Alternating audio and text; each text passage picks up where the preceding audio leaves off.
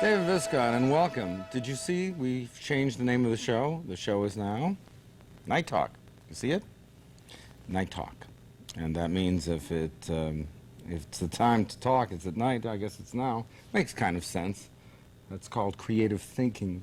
Did you get a chance to see the double rainbow today over the San Fernando Valley? It was really something. It was beautiful. And as I was driving towards it, I had the thought that there's no there over there.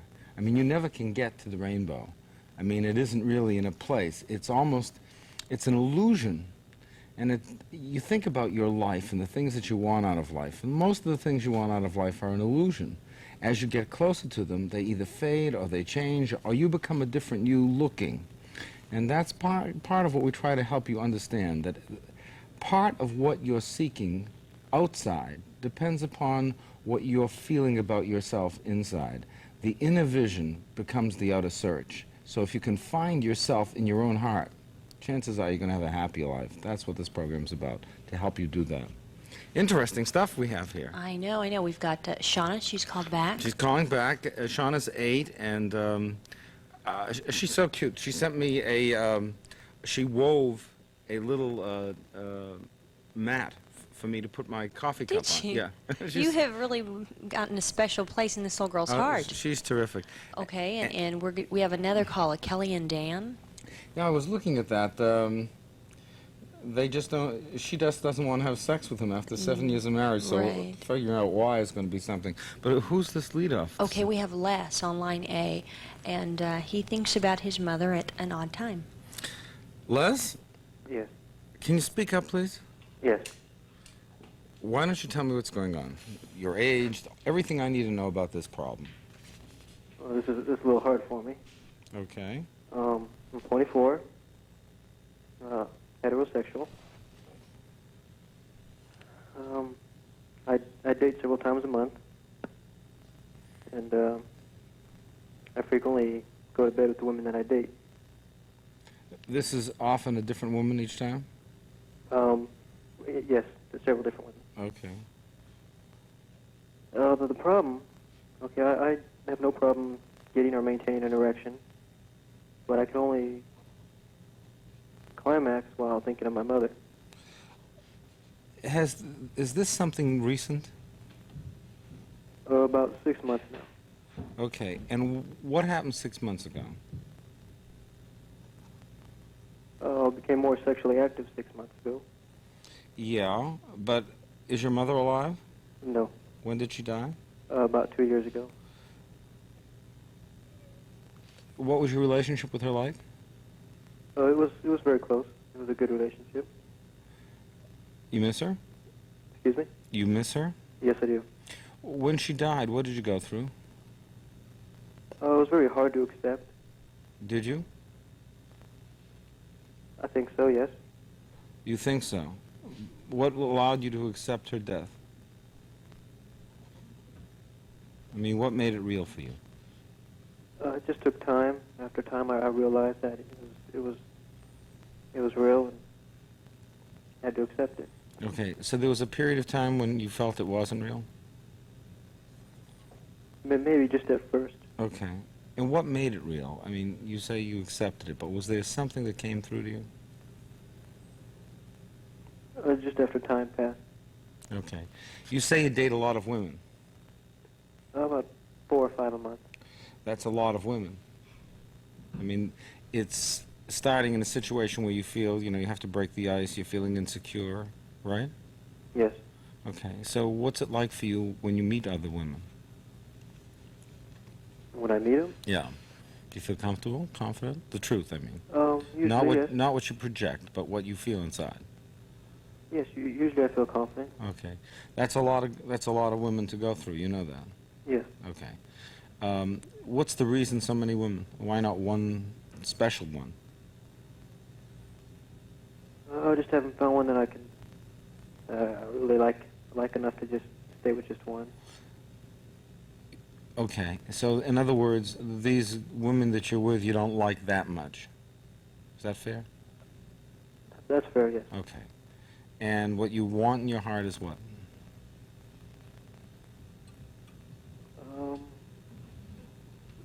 don't know. I guess I'm still searching for what I want.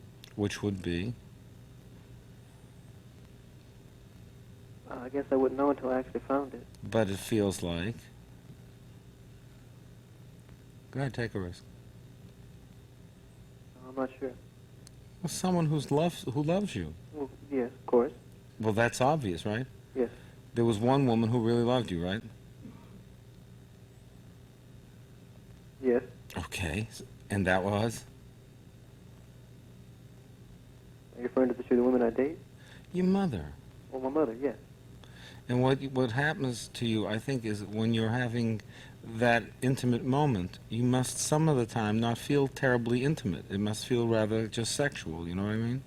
Yes, most of the time it is. Yeah, so I think at that moment you feel very empty. And the image of your mother comes to you of what you're yearning for, which is someone to care for you and understand you and love you, and that's what makes the moment complete for you. It makes it possible for you to relax. It doesn't have anything to do with having sex with your mother. It has to do with the fact that you're not having sex with the right woman yet. All right. You feel better? Yes, that's a relief. You know what? You're having sex with too many women. I've been told that, yeah. Well, I'm telling you again, and I'm telling you that it's wrong for you because it's wrong for you. There's something empty about it. And what you do when you have that number of women and you're not getting the good feeling out of it is that you're yearning for something, and it's causing you to substitute other fantasies. It means that you've run out of time and space with this. I think you should be looking around for someone special, someone you didn't have to work so hard at. Well, I'm continuously looking. Yeah, I know. Maybe not so hard. Doesn't mean you have to go to bed with everybody. I think you need to keep a little distance. You need to separate the sexual from the emotional and affectionate, because that's what all this means. It means it's time for you to start looking for a place in someone's heart where you can get some love back. Sounds like you relieved some of his anxiety there. Well, it's a strange thing, you know, when you think about that, the first thing you think is, oh my goodness, I must be crazy to have thoughts like this. But they're not crazy thoughts.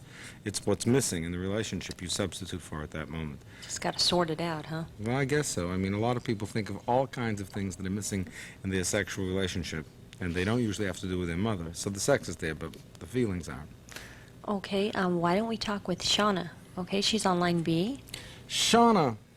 Hi. Hi, Shauna. I got your letter, Yeah, I sent it to you. My grandma did. and I also got your, it was a pot holder, wasn't Yeah, it? I made it. Yeah, that was really nice. Do you have one of those little looms? Weaving thing. Yeah, that was good. Thank you. Welcome. Why are you calling Shauna tonight? My mom got picked up again. She was with some girls, prostitutes, on the corner, and they thought she was one. And then they took her and found drugs in her purse. And she's in jail now. So, what does this feel like to you, Shauna? I'm really sad. Today I went to see her. They wouldn't let me because two people went to see her already together, and they wouldn't allow two visitors. So I was crying on the way home. Oh, that. Is it possible for you to let them know that when you're coming so that you can get in there before your mother's visitors? No, it wasn't. Because I had piano lessons today. And my grandma had to go shopping. I guess you have to get there early with your mother, huh? Yeah, well, somebody came down and tried to get them something. Like what? Gave her some underwear. Oh, I and see. Under stuff. And they came back when we came, and we waited there 45 minutes, and then they tell us we can't see her. Frustrating, huh? Yeah. I guess the hardest thing for you to have with your mother is hope, isn't it? You're always you're always getting disappointed. Yeah. How do you deal with that? How do you deal with feeling disappointed about your mother, Shauna? Well, sometimes when I go to bed or I cry in the car or something, I usually cry or do something to keep my mind off of it. Does it still hurt? Yeah. Yeah. What does it make you feel like? Well, sad, and I wish my mom could be here. Does she try to be there? Before she was picked up, was she spending any time with you? She had visitation with me, and then she went and got picked up again. The drugs. It's so hard for you, huh? How's it going in school? Are the kids still teasing, or is that better? No, it's okay. That's all right, but they tease me a little bit, and they throw my stuff around, but it's getting a little better. It's better than it was. Are you able to work and concentrate in school? Huh? Are you able to concentrate in school? Yeah. Your grades good? Well, I got all S's on my report card. Satisfactory, huh? Yeah. What do you like best in school, Shauna? Math. Math. I'm on division now. Listen, Shauna, you know, when you have troubles with a parent the way you do, and they're just so big, and you feel so powerless to do anything about it, you have to accept something that's difficult for most people, and something that we don't want to have to be forced to accept until we're a lot older, but you're there now. And what you have to accept is that you're going to be responsible most of your life for making yourself happy. You understand what I'm saying? Yeah. If you depend on your mother, you're just going to get disappointed. She's trapped, you know. She's trapped in drugs, and she's trapped in a life that has imprisoned her, so she's not free. Even if she were outside the prison, she wouldn't be free, because there's something inside her that keeps her from being free. But that's no reason for you not being free. I mean, if you love math, you follow math. You have to follow whatever you love, Shauna, because the thing that you love, if you pursue it, will be the thing that will save you. Do you understand what I'm saying? Yeah. Do you hear the truth in it?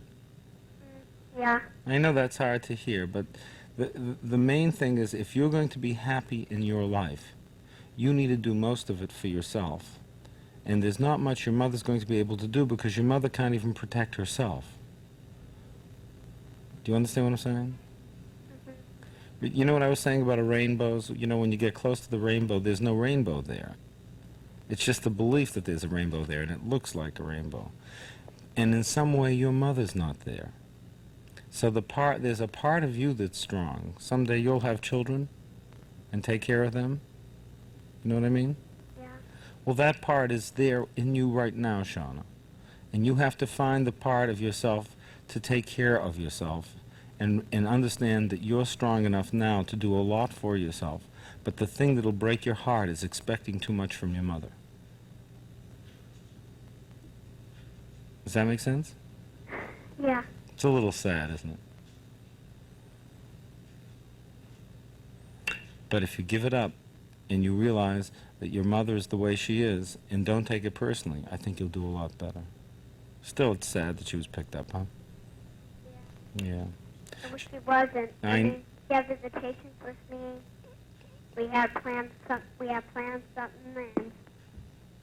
the night before we were going to pick her up Friday, Thursday or Wednesday night, she got picked up. That's what I mean about being disappointed. Do you understand? Yeah. In other words, don't expect much, so that anything you get is a surprise. Because if you expect, you're going to be disappointed a lot. Okay. Okay? I wanted to ask you if I could have an autograph of you. Sure. Why not? Can I have one of you too? I gave you one. I know, but you didn't autograph it. You send me an autographed picture of you, and I'll send you one from me, all right? Uh-huh. I'll just send you one with my hair, because my hair's short now. Oh, good. I like to see that. Okay, Shauna, you take care. We'll be right back. You stay tuned.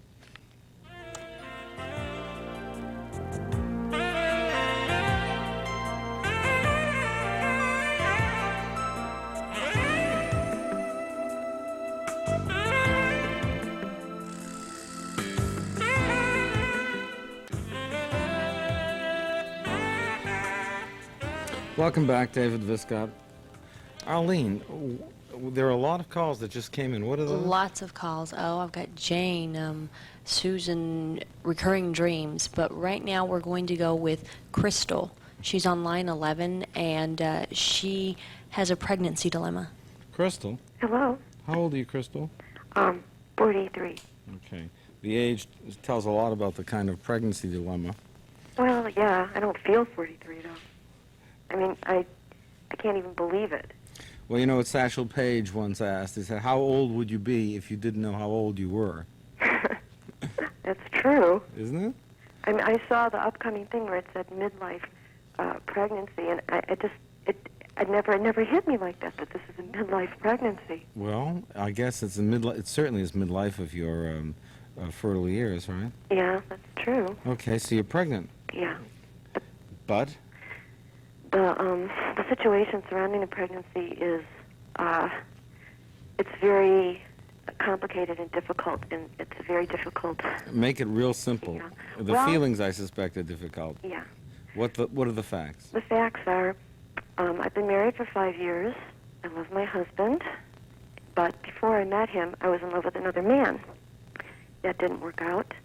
He kind of left town, and about a year after I was married, he came back. We became friends again. In fact, all three of us became friends, my husband and him and I. But starting about a year and a half ago, he and I entered into a sexual relationship, which we had never had before. And the sexual nature of that relationship has been much more intense than anything I've ever experienced with anybody, including my husband. So this makes me sort of crazy, actually, because I love them both. And You're pregnant by whom? by the other guy. How do you know? I know because my husband and I don't really have sexual relations all that often. At least not the kind where you could get pregnant. It's mostly different things that we do. It's not like we don't have any sexual relations. It's just not the kind that I can get pregnant from. So I know that this is not his child. Okay. What do you want? I've talked to a doctor, and doctors told me that if I decide to terminate the pregnancy, I could be, this could be my last chance because of my age. And yet, if I go ahead with it, I don't know what this is going to do to my husband. And I don't know what's going to do to... Does he know? He knows I'm pregnant. Does he know by whom? No. Well, if he knows you're pregnant, what is he assuming? Well, I just made sure that something happened later on in my cycle with him. So he assumes it's him. Mm-hmm. Okay. So how does he feel about the baby? What? How does he feel about it? Did he just pick up the phone? No. Did you just drop it? Yeah. Okay. I'm just looking out for your interest. How does he feel about this? Does he want the baby? Yeah, he does. Okay. So that leaves you in a situation. Yeah, it does. Define the situation as you see it. If I go ahead and have the baby and let him think that it's his, then I've got a lie going on right from the beginning. You got one going on right now. Does he know you're having an affair? Yeah, he does. Oh. So it's not quite as hidden as all that. Wait. If he knows you're having an affair, why are you trying to cover up whose baby it is? Because he did tell me that he does it. He said this earlier to me that if I did get pregnant, he didn't want it to be anybody but his. I mean, he didn't want it to be with this other guy. But it was okay if you had sex with him. Well, it's not. I'm just okay. trying to hear your rules. I mean, it was okay if you had sex with him. Yeah, Why was it okay?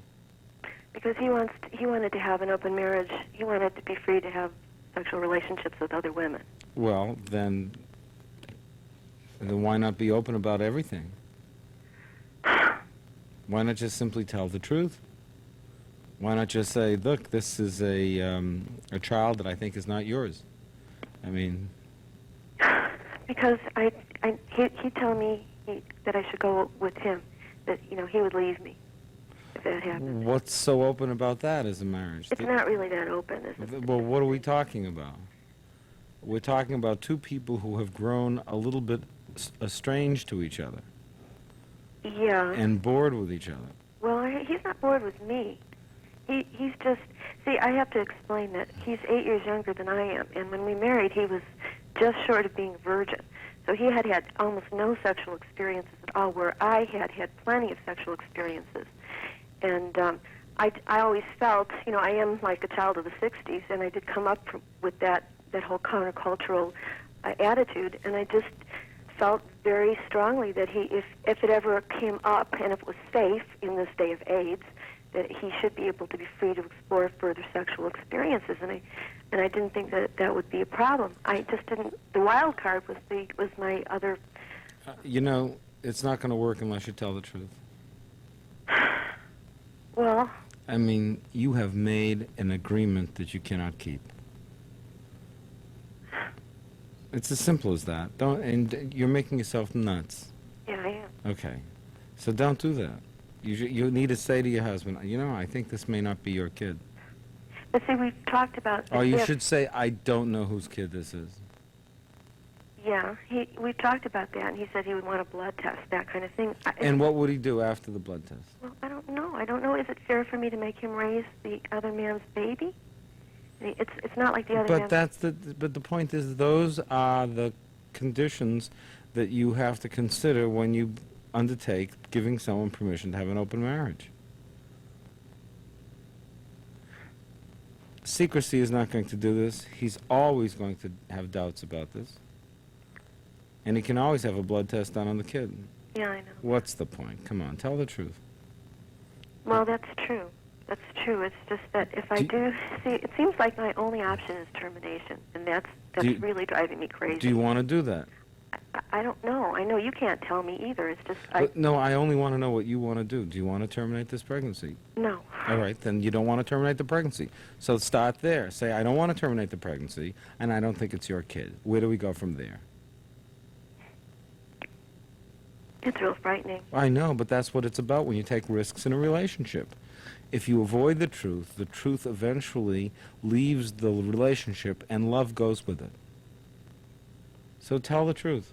You have everything to lose with hiding the truth. You have nothing to lose when you're open. And the things you can lose were never there to begin with. You know, I can understand the fear of not wanting to tell him, but living with 9 months of not telling him, Well, or a lifetime for that matter. what you're doing is you're living with 9 months of a growing lie. And then how do you come clean, right? You don't. Who's next? Okay, we have Kelly and Dan. They're on line 10, and she doesn't want sex. Kelly? Hi, Hi, Kelly. How old are you? 28. Dan? He's 26. Okay, so you have one phone, huh? Yeah. Okay, what's wrong, Kelly? Well, we've been married for 7 years. We've known each other for 10. And the past 5 years, sex has dwindled down to once or twice a year. But for the past year and a half, we haven't had any sex. Why not?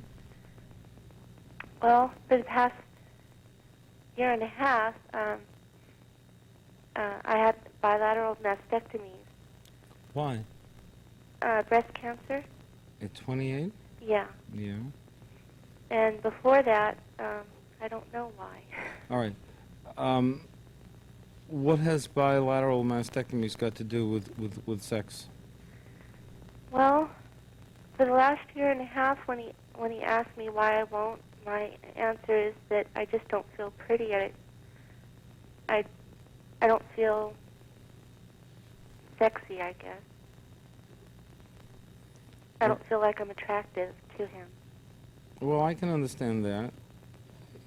But if he loves you, isn't that a proof of something? Yeah. Yeah, what? Well, it is proof, but we had major problems before that. I understand. And what were they? Because this sounds like a completion of those problems. What were the problems you had before? Well, I just didn't want to have sex. What was it like before, when you first got married? Well, when we first got married, we had a really good sex life, and everything was fine for a while. And for some odd reason, I don't know what my reason is. I just didn't want to have sex after a bit, and it just became stronger and stronger. Mm-hmm. How are they treating treating this? Are they doing anything with hormones? No. Are you balancing? You've had chemotherapy too? Yeah, I had it right afterwards for 6 months, but I haven't had chemo for a year. Okay. Well, the point is, Kelly, that Dan seems willing, right? Oh, very. He's very willing, and he's very compassionate. All right, putting the sex aside for a second, how's the romance in the relationship? He tries to be very romantic. From your point of view.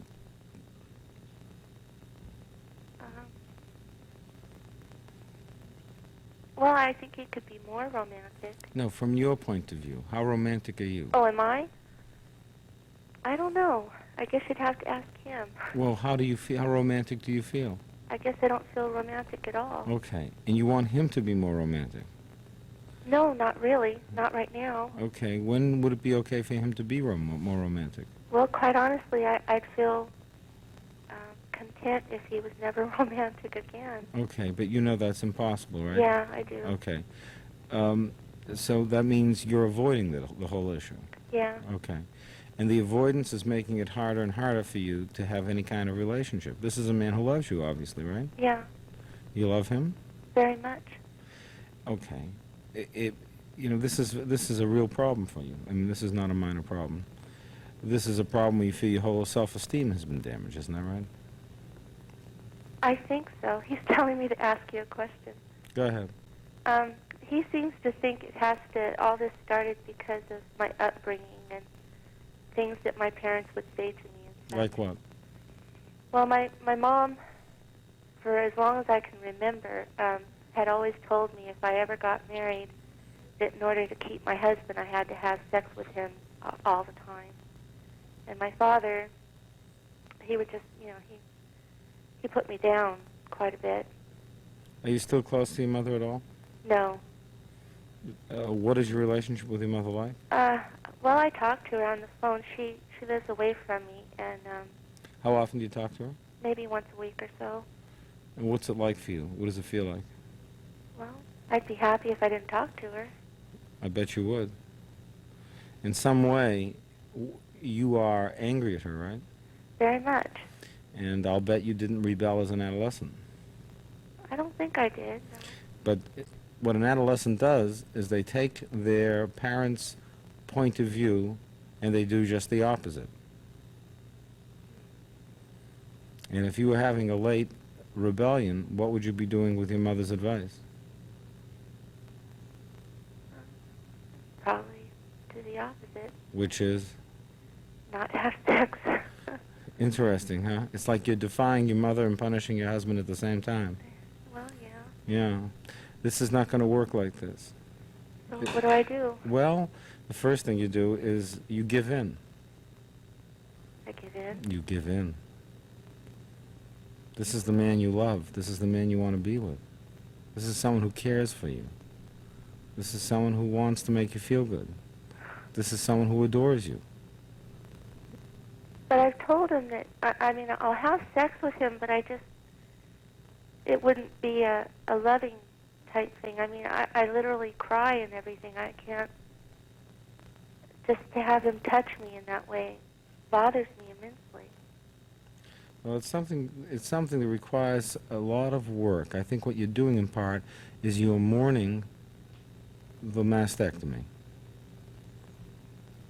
And that means you're probably going through a sense of loss there, which is making you feel a little depressed.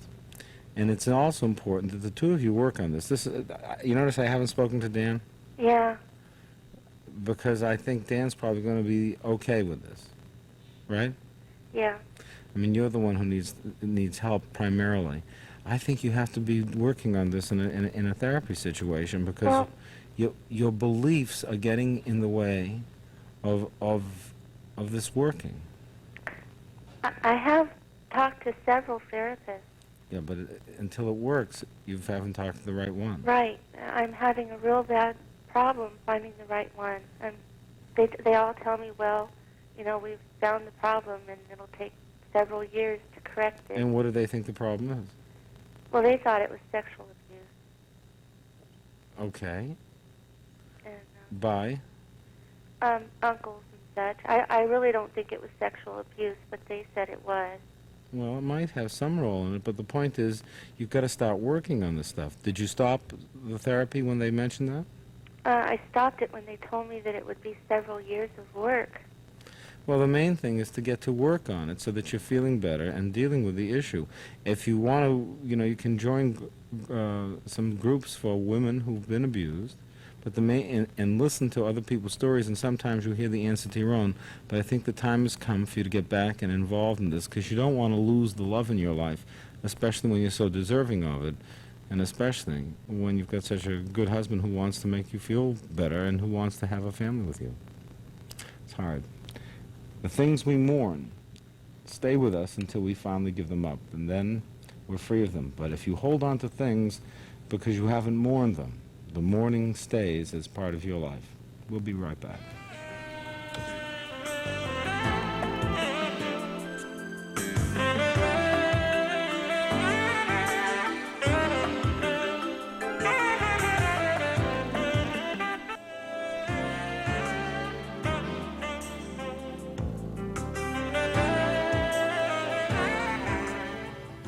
David Viscott, the problems of the past stay with you till you face them, feel the pain associated with it, and forgive.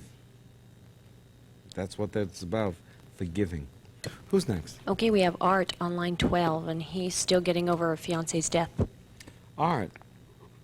Dr. Viscott, good evening. Good evening, Art. How old are you? I'm 55. Your fiancée died? Died, yes, she was 34. How? You may recall we had an earthquake last June 28th of last year. At the racetrack? Yes, That was your fiancée? yes it was. We were just talking about her 2 days ago. Is that right? Yeah. Well, obviously it's something that I just haven't really been able to deal with. Julie had never been married. I'd been married once, and that's some 10 years ago that came to an end. And, we had been together about 10 months, I guess. Lived together most of that time. And, as you know, I train horses, and done that for about 15 years, I guess, now some 15 or 16 years. And when Julie and I came together, she would go with me most mornings. As you know, that's an early lifestyle. We start at 5 or 6 o'clock in the morning, and she enjoyed being with me, or enjoyed the horses, or both. And she would accompany me 6 days a week usually, and she followed me, doing what I did. And that morning, I had a horse going to the gate that morning, so we had to travel a little further east in front of the grandstand at Santa Anita, and it was no different than any other morning, really. And we had to get ourselves elevated to be able to see what I needed to see, and we walked up on the steps in front of the box seat area, and the earth began to shake. And I've been there before when we've had shakers, so it was nothing terribly unusual to me. I wasn't paranoid about it, and Julie was standing on my left side, and I looked at her, and I guess I was trying to be funny. I said, a little shaker going on, and she didn't say anything, and said we better walk down on the apron and maybe get out from underneath this overhang of the grandstand roof. And I took her right hand in my hand, and we proceeded to walk down the steps. There was no panic really, and then everything just shut off. A steel beam about 20 feet long came from the underpinning of the grandstand roof and struck us. And Julie died instantly, and I received a number of injuries. I've been in the hospital 3 times since. I'm going to have surgery for the 3rd time this coming Thursday on my left shoulder and left arm. But the physical pain is not something that really bothers me, honestly. I just have a terrible time dealing with Julie's loss. What is the terrible time like? Pardon me? What is the terrible time like? It's just I just relive our times together. We spent all of our waking hours together. It was just an amazing relationship, I guess, in that people that would spend as much time as we spent together might be crying for space, but with us, we enjoyed being together, and we spent so much time together.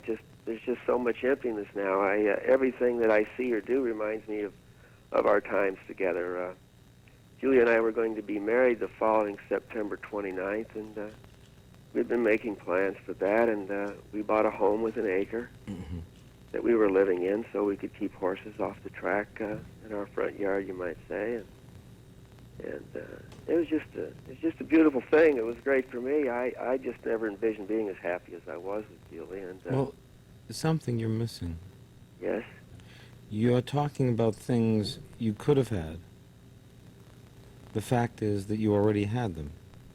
yes, You know, I was talking earlier about seeing the rainbow. yes. The rainbow is where you see it from. You never get closer to it. The life that you had with Julie was the life that you had with her. Yes, it was a beautiful lifestyle. It was just incredibly good. All right, but that's what you had. That's a reality. Yes, it is. It's nothing you can go back to and live in again. But it's part of your life. There was a time and there was a place where you had all that. It doesn't take away from the present. I just don't know how to fill these gaps. All right. Let me ask a question. If there had been no Julie in your life, where would you be right now? I would be where I was when I met Julie, obviously, and No, you'd be where you are right now without the memory of Julie. that's true. Yes, that's absolutely right. But God, it's just that. And how different would that be? The only difference would be that you wouldn't have had Julie to compare your world with. Yes, I suppose that's true. Your world is exactly the same as it was before. But now you see it differently because you know what love has done. I just can't turn it loose, our home. I still live in this home. Perhaps I shouldn't. Everything here reminds me of Julie. I haven't. Most of her things are still where they were when she left me, and. But it's time to put those away now. I just have a difficult time with that. Dr. Viscott, I've tried to make an appointment to see. I've talked to Dennis McGowan a few times, and you're awfully busy. I understand that. And people that I know have suggested that I see somebody or get involved with therapy, but it's got to be somebody that's right for me, and I can't describe that. Let me tell you the first steps. The first steps are beginning to put her things away. Yes, Everybody has to do that. I understand It's that. not a happy day when you do that. It's like it's a finality or something. But like that's the truth you have to tell about Julie. Begin by starting to put her things away. that. I know that's tough, and I hear it in your voice, but you have to do it. I know. Little by little. You have to put the physical parts of her out of your life. Pictures are okay, but you've got to get on with it. What would she have told you? Oh God, Julie she would have done the right thing, whatever it was. And she would have. Is, and If it had been you, she would have been putting your things away a long time before this. Perhaps. Yeah. Okay. She was just so special in so many ways. She just gave me a meaning to my life that I'd never had before. I've always been. But to keep her around the way you're keeping her around is to take her specialness and to use it as a spoiler for your life. But how about this thing? I don't know that if I feel guilt about this Dr. Viscott, but I replay it in my mind, the what ifs, and what if I hadn't have done this, or what if I said if I had not said let's walk to the apron, we would both still be together. Yeah, but And she's the one who suggested it. I have a hard time living. We all play what if. Okay? Perhaps. And we don't know that if we... How many of us have escaped death today and didn't even know it? I think about that. Yeah, and that's I the think truth. about that. But the point is, you didn't escape, and the time has come to start putting her things away. As you do that, your life will fall into order, and then you'll get some idea of what you want to do. And if you want to do therapy at that point because you're having difficulty, so be it. But start putting her things away. It's time. It's time. You can't live in the past. The debt you owe to the past has to be paid as soon as possible. And the best way to avoid that debt is to express all the feelings in the moment. But mourning is a different story. It just takes a lot of time to mourn some losses. We'll be right back.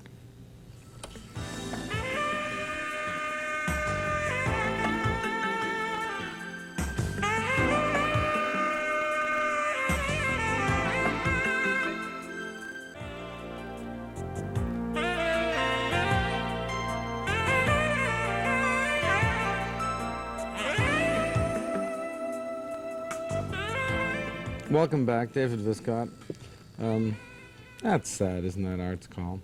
You know, that earthquake, we all thought about it, and we heard about one person getting killed. When you hear the sound and the person's voice, it just makes it so real. I hope it doesn't get too many of you terrified about earthquakes, but there were 3 today, 3 in the last 3 days. So we always have to know what the heck to do on them. You know, that was my very first experience with an earthquake. I had just moved out here. It was really scary, you know, to experience that. And it was strange because we were just talking about that woman a couple days ago. Who's next? Okay, we have Jane on line 9, and she is scared of her boyfriend's past. Jane? Good morning. Good morning, Jane. How old are you? I'm 51. Maybe I'm too old to be calling, but I do have a problem. Go ahead. My problem is that the man that I've been seeing now for a couple of years was involved in swinging back in the San Fernando Valley during the 60s.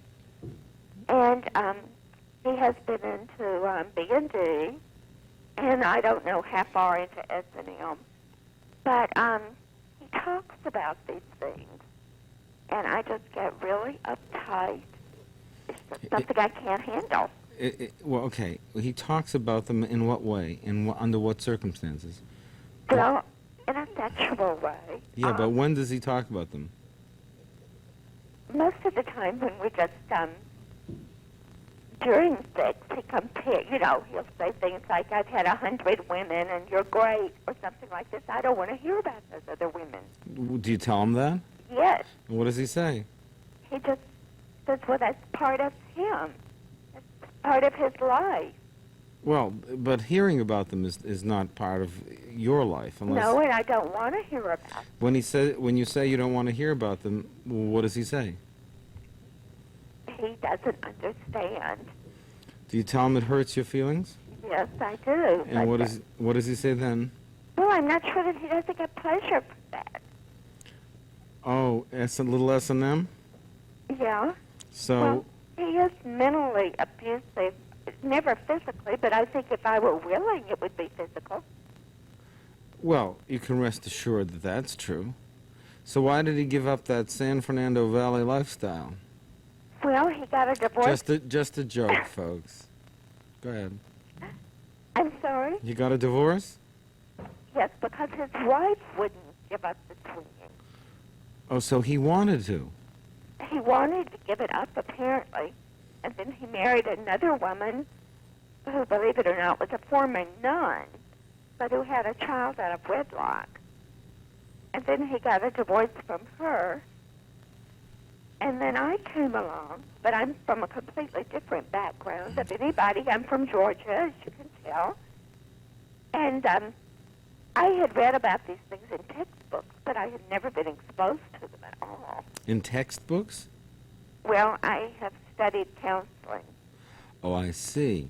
but it was completely foreign to me as someone who really did it. And when you discovered that he was involved in that lifestyle, how did you react? Well, I was interested, Uh-huh. Curious. but not as a participant. Uh-huh. But if you weren't interested in the participant, you must have asked him about it, huh?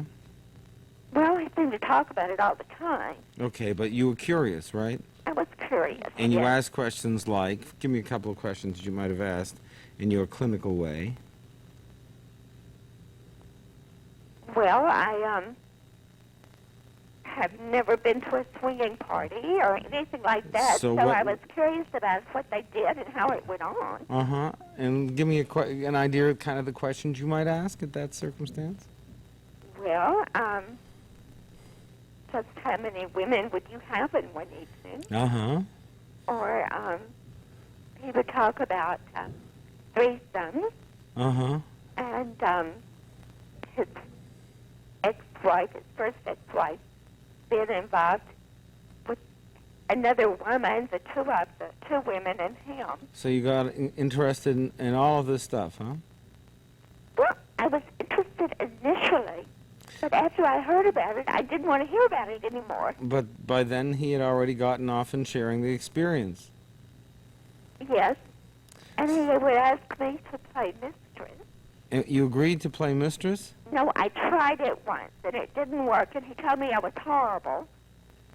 And I've never done it again, even though he's asked me to. To play mistress? Yes, and that's just not my bag. You mean to be a severe disciplinarian? Well, he says it's playing. Uh-huh.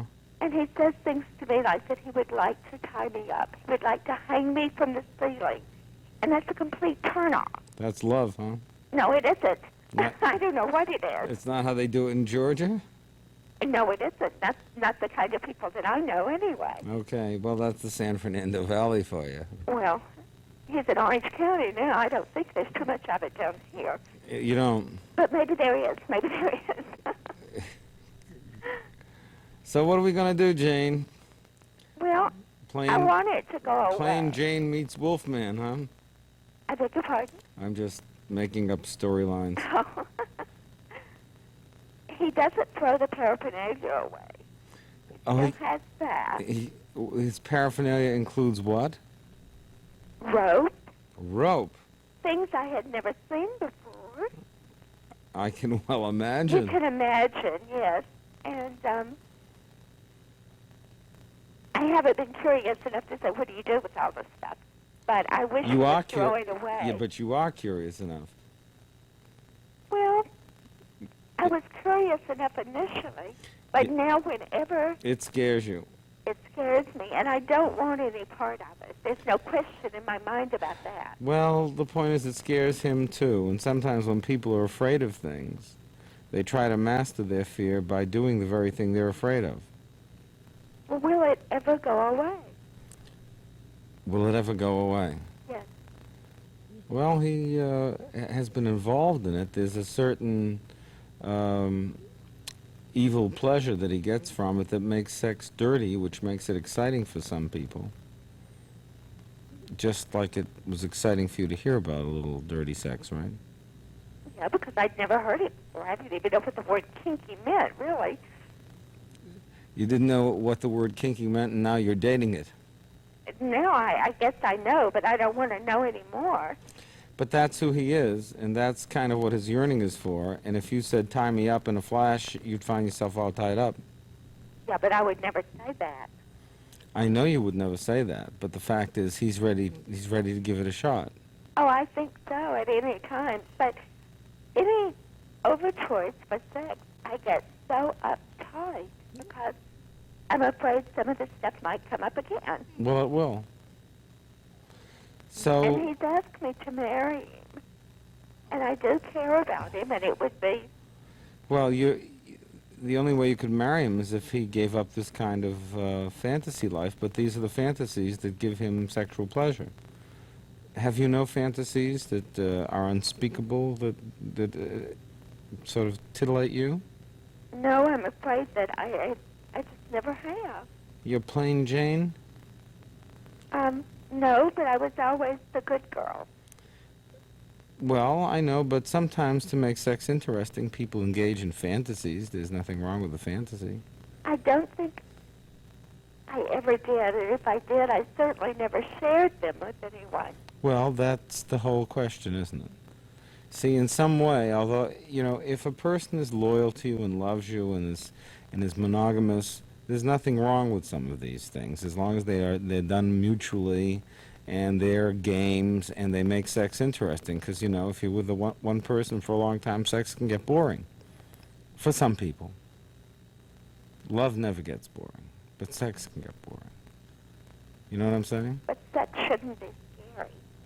Well, it is scary for you because it involves your belief that it's talking about fantasies that you have never shared. So this is something very new to you. But he also, when he talks about fantasies, all of a sudden they cross the line over into he wants them to become reality. Well, we know that. Yes, I do know that. And But that's, isn't that the same reason why you don't talk about your fantasies? well, I would never allow them to become reality. But you won't even talk about them, No, and you won't even share them. no. Isn't that interesting? I In mean, what way do you mean? well, I mean, it means that you're so unsure of yourself that you think merely talking about a sexual fantasy means you'll lose control of it. That's what you believe. I think you can talk about any sexual fantasy you want, and it doesn't mean you'll do it. But what you're afraid is that you'll lose control. That's why sex with him is so scary. It's not that he'll lose control. You're afraid you'll lose control. And what's the worst thing you could do? Well, I could stimulate him in ways that I don't want. Why? Why? Well, yeah, what if it's totally innocent? What if it's totally innocent between the two of you behind your bedroom door? Who needs to know about anything? No one needs to know anything about it, but I wish that things were different. They're not. Do you love him? Most of the time I do. What does that mean? Well, he is an alcoholic, and I don't drink at all. Mm-hmm. And it Well, seems that these things are more, when he isn't drinking, he's a very nice gentleman. yeah, but the point is, an alcoholic is an alcoholic. I know that, and I And can't that- get it out of my head that I can't change it. Okay. Maybe he's wrong for you. Well, I think that's obvious, but I have a hard time leaving him. Well, then you have to think about why you're there. Because some of the reasons you're there have to do with the security that you're looking for. And you may be choosing someone who's totally wrong for all the wrong reasons. You have to live a life that's right for you. And sometimes you get into situations that are frightening, not because of what the other person suggests, but because of the fears you have about yourself and the fact that you think you're going to lose control. You're stronger than you know, and you don't have to lose control if you don't want to. Stay tuned. We'll be right back.